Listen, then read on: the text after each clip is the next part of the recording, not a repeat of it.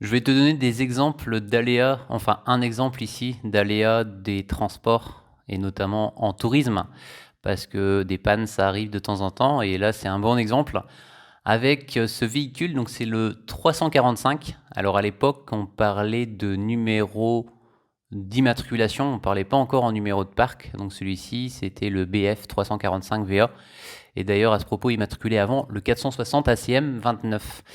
Et donc il y avait deux personnes qui étaient en double équipage pour aller jusqu'à Paris. Et on me contacte au petit matin parce que j'étais d'astreinte cette semaine-là. Euh, C'était vraiment très tôt le matin, je crois que c'était aux alentours de 3-4 heures du matin pour me dire que le véhicule est en panne et qu'il fallait trouver une solution. Puisque visiblement ça venait de, je crois, il me semble, de l'embrayage. Donc dans un premier temps, on a fait appel au dépanneur. Donc il y a une dépanneuse qui est venue sur place. Donc comme tu vois sur les photos, tu observes quelques clichés sympas réalisés d'ailleurs à ce propos par Anthony.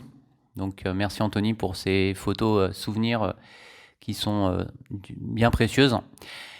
Et c'est à partir de là qu'intervient une entreprise locale du 35, parce que je crois qu'on est tombé en panne entre Rennes et le péage de la Gravelle, si mes souvenirs sont bons. Et donc on a dû faire appel à la réunir, en fait c'est un groupement de PME dont on fait partie. Et l'entreprise la plus proche était située à Saint-Christophe-des-Bois et qui avait un véhicule disponible à nous prêter. Donc à partir de là, c'est les autocars Hervé qui fournissent un véhicule de dépannage, seulement le véhicule, parce que nous, il fallait qu'on aille jusqu'à Paris. On a récupéré donc un S315 HDH. On a fait ensuite du lieu de dépannage jusqu'à Paris, puis le retour, parce que c'était un retour assez rapide, c'était le temps du week-end, il me semble.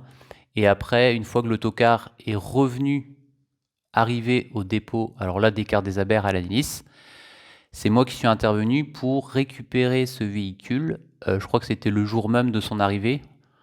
Il me semble que Catherine et Anthony, ils ont juste eu le temps de nettoyer le véhicule. Quoique non, ils n'ont même pas eu le temps, je crois, parce que j'avais fait le plein. Ils avaient peut-être eu le temps de le nettoyer. Et moi, j'avais fait le plein de gasoil, je crois, dans la foulée après. Et puis, donc, bref, j'étais parti. Il me semble que c'était un dimanche pour le ramener à Saint-Christophe-des-Bois. Et c'est pour ça que je vais ici te présenter les quelques clichés sympas que j'ai fait de ce véhicule et au dépôt aussi de Saint-Christophe-des-Bois. Après quelques vues extérieures, je vais te présenter l'aménagement intérieur du véhicule. On commence par le tableau de bord dans un premier temps avec le même type du tableau de bord qu'on avait nous sur notre 309 HD. Donc c'était un tableau de bord que j'aimais bien, il était très fonctionnel je trouvais et assez facile aussi d'utilisation. Alors sachant qu'ici on est en boîte 6 vitesses classique, hein, c'est pas un véhicule avec une boîte à étage. Par contre il y avait une difficulté et les petites personnes s'en apercevront rapidement, c'est que le siège on ne pouvait pas le régler en hauteur et ça veut dire qu'il était assez haut je trouvais au niveau du placement. Donc si tu n'avais pas des grandes jambes, c'était vraiment pas facile. Mais là bon, c'était je pense un dysfonctionnement du siège. Mais en tout cas, c'est clair que les petites personnes, pour elles, c'était pas évident de rouler avec ce véhicule. Sur la partie droite, on retrouve le frigo. Donc tu vois où il y a la marque Casbreur Cetra. Juste au-dessus, tu vois, tu as une poignée et une serrure. Il suffit juste d'ouvrir et tu as accès à un profond frigo. Et il avait quand même une capacité assez intéressante parce que tu pouvais mettre vraiment beaucoup de bouteilles d'eau. Donc il s'agit ici d'un frigo et au-dessus, tu avais aussi un cendrier. Alors ça servait plus de poubelle pour mettre des petits papiers. Et après, tu vois aussi le siège guide. Tu vois le siège guide qui sert aussi de garde-corps quand les gens, par exemple, descendent ou montent. Ils peuvent utiliser le support pour mettre leurs mains. Hauteur du véhicule, 3,69 m. On s'avance désormais sur le compartiment voyageur avec des sièges couchettes. Alors, ce véhicule était configuré en siège couchette, mais il faut savoir que ce n'est pas des sièges d'origine, parce que tu compares les motifs du siège avec les motifs qu'il y a sur le reste du véhicule, notamment au niveau du plafond. et tu observes tout de suite que la différence est nette entre les différents motifs. Et tu le verras aussi un peu plus loin, je vais te mettre une autre photo juste au-dessus des WC.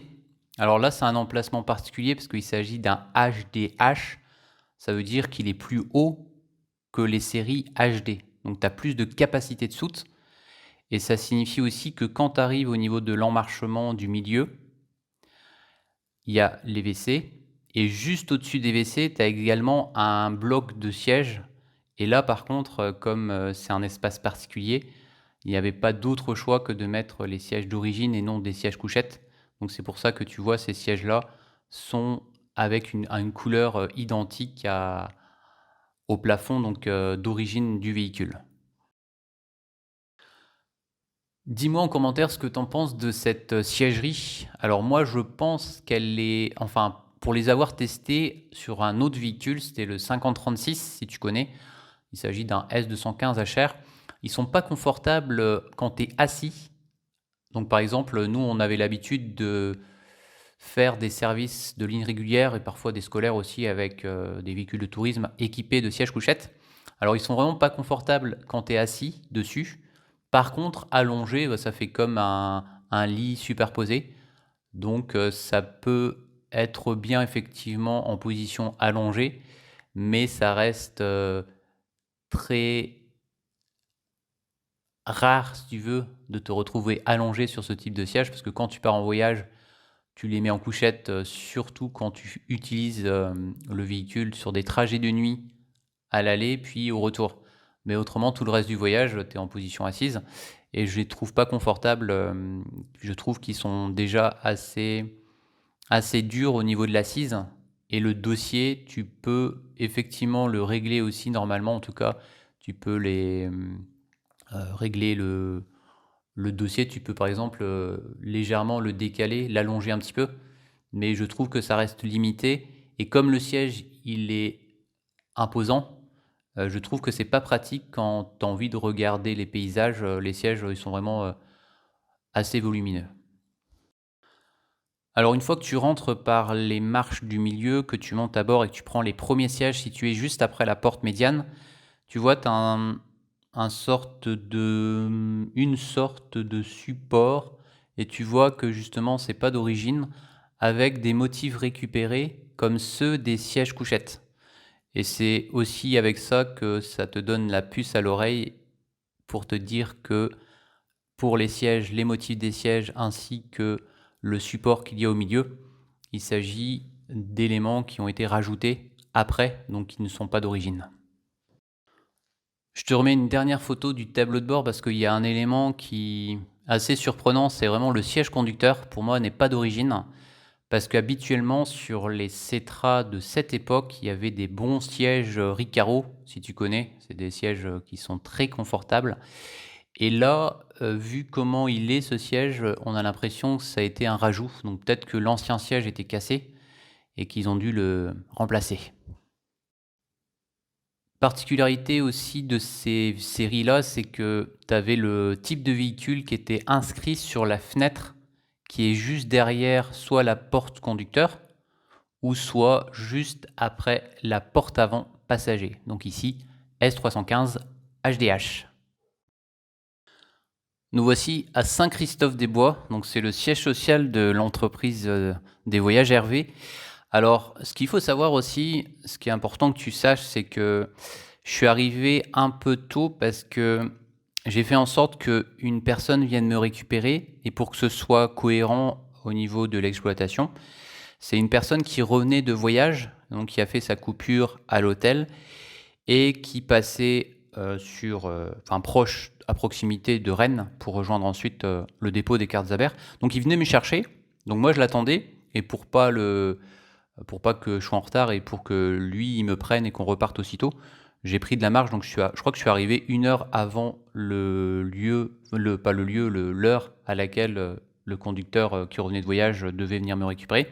Et comme ça, comme c'était un dimanche, ça me laissait le temps aussi de faire un peu la visite de l'entreprise.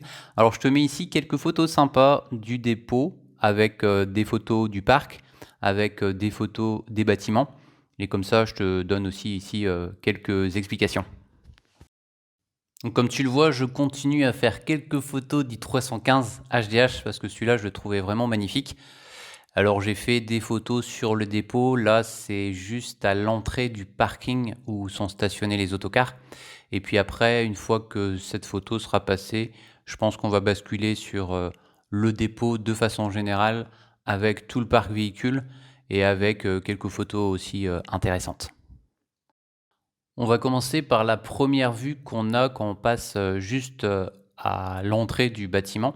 Alors tu vois que tu as les différents logos de l'entreprise, donc Hervé Voyage, avec des pompes à essence assez vintage, j'ai bien aimé. Et puis le hangar qui doit servir, je pense, d'atelier. Alors juste une chose aussi, moi je connais pas du tout l'entreprise, donc là les indications que je te donne, ce sont des déductions, notamment sur la partie stationnement que je vais te donner un peu enfin ce que je pense au niveau de l'organisation un peu plus haut, mais je ne connais pas précisément l'organisation de cette entreprise, mais comme j'ai fait le tour, je vais juste te donner quelques infos qui me semblent pertinentes. Donc pour résumer, quand tu arrives sur la route principale, tu vois d'abord ce bâtiment avec donc le nom de l'entreprise. Tu as le garage d'un côté, après le bâtiment qui doit correspondre au bâtiment des bureaux, donc accueil, exploitation. Et après, juste à côté, tu vois, tu as l'aire de lavage. Tu as un portique de lavage le long du bâtiment. Ça, c'est la partie principale, donc la vue que tu vois de la route principale. Et après, tu remarques de l'autre côté, c'est-à-dire derrière le bâtiment, derrière l'aire de lavage, tu as toute la partie stationnement véhicule.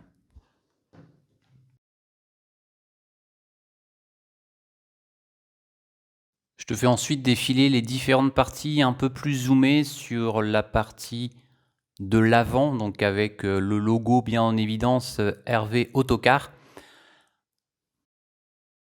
On arrive ensuite sur l'aire de lavage avec, tu vois, sur les côtés des supports de couleur jaune qui permettent de bien s'aligner, enfin de bien centrer le véhicule sur l'aire de lavage pour faire en sorte que les rouleaux, quand ils se déplacent, ils soient vraiment bien, enfin que le véhicule soit bien centré pour que les brosses puissent ensuite bien fonctionner sur les parties latérales et sûrement aussi pour la brosse de toit. Sur cette partie du parking sont stationnés les véhicules qui sont sûrement consacrés au service scolaire. Alors tu vois tout de suite que ce qui est marquant, c'est la marque utilisée. En grande majorité, ce sont des Irisbus. Tu as beaucoup de Recreo 2 Euro 5. Tu as aussi quelques Axer, un Recreo, enfin plusieurs Recreo première génération.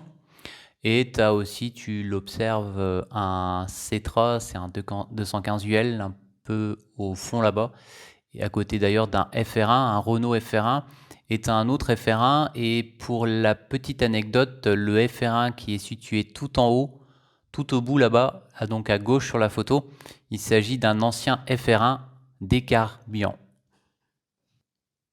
On est arrivé au fameux FR1 qui était avant exploité au sein de l'entreprise des Carbians dans le Finistère. Et on remarque tout de suite la couleur de la siègerie. Alors je te mets une première photo ici et je te mets une seconde par ici. Et comme ça te permet de voir un peu l'intérieur, même si je suis pas monté à bord, mais on arrive à voir derrière le pare-brise les motifs des sièges. Vu les stationnements des différents véhicules, j'en déduis que en haut, donc toute la partie qu'on vient de voir, c'est destiné au stationnement des autocars plus de type scolaire. Et par contre, tu vois sur la photo que je te mets ici, pour moi, cette partie du bas du parking est consacrée plus au stationnement des véhicules de tourisme. Alors pour terminer, on va s'approcher un petit peu du Vournoul. Tu vois, tu as un Vournoul de tourisme un peu plus bas, juste à côté du 315 HDH que je viens de stationner. Et il s'agit d'un Altano. Donc je vais te présenter ici quelques photos du véhicule. Pour être précis, il s'agit d'un T815 Altano. C'est un véhicule qui fait 12 mètres de long et qui a la particularité d'avoir tout le compartiment voyageur à l'étage, si tu veux, et par contre le poste de conduite qui est complètement séparé puisqu'il est au niveau inférieur. Alors souvent les gens se trompent parce qu'ils disent « Ah bah tiens, c'est un double étage ». Mais pas du tout, puisque il y a effectivement un étage, on va dire, on peut considérer qu'il y a un étage parce que les passagers qui vont monter à bord vont devoir utiliser des marches pour aller sur les sièges passagers.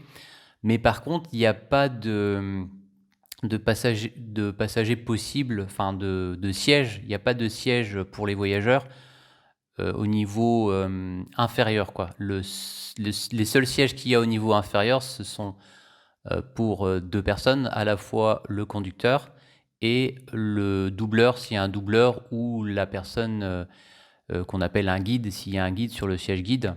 Et d'ailleurs, la couchette qui était super pratique sur ces véhicules, parce qu'elle était juste derrière le conducteur. Une couchette qui était assez grande sur ces Altanos, c'était le gros côté positif. Et après, une chose aussi qui était intéressante sur ce type de véhicule, c'est que tu avais des capacités de soute grandes, puisque le véhicule, comme il était assez haut, et tu vois tout de suite au niveau des panneaux de soute qui sont assez hauts, un peu d'ailleurs comme le 315 HDH, tu vois, que j'avais garé quand j'ai fait la photo un peu en haut, pour pouvoir faire des photos, quelques clichés de cette Altano. On retrouve ici une photo latérale gauche et tu vois tout de suite l'emplacement de la couchette. Si tu regardes bien, donc juste derrière la fenêtre conducteur, tu as une petite fenêtre sur un panneau de soute au niveau de l'essieu avant, juste au-dessus de l'essieu avant. C'est le compartiment d'accès à la couchette. Et après, le côté latéral, plutôt classique, un T815 Altano, avec une identité qui était assez sympa. Moi, j'aimais bien cette identité-là, avec les dégradés de couleurs, avec les deux petites bandes, tu vois, en bas du véhicule. Ça permettait de bien terminer l'identité, puis de donner un cachet au véhicule. Globalement, je trouvais cette identité chouette, parce que si tu t'approches près du H de Hervé, tu avais aussi trois types de moyens de transport. Tu avais l'autocar, le bateau et l'avion. Et pour terminer, donc cet Altano avait aussi le gros avantage d'avoir une capacité de siège importante, du fait que comme il y a justement un niveau et que le conducteur est placé en bas, ça permettait de compléter toute la partie haute, si tu veux, du véhicule, avec uniquement des sièges pour les passagers. Donc ce qui fait qu'avec un autocar classique standard de 12 mètres, tu pouvais en général transporter 53 passagers. Là, je ne sais pas combien de passagers tu pouvais transporter avec ce type de véhicule, mais je pense que tu gagnes facilement 4 sièges de plus, voire peut-être même plus. Donc je pense que ça doit être minimum du 57 places, et pour un véhicule, et je le précise, de 12 mètres. C'est ici qu'on ferme les portes de cette belle entreprise, donc de Saint-Christophe-des-Bois, Hervé Autocar, situé dans l'Ille-et-Vilaine. Et puis nous, on se retrouve pour la prochaine vidéo demain. Allez, Kenavo!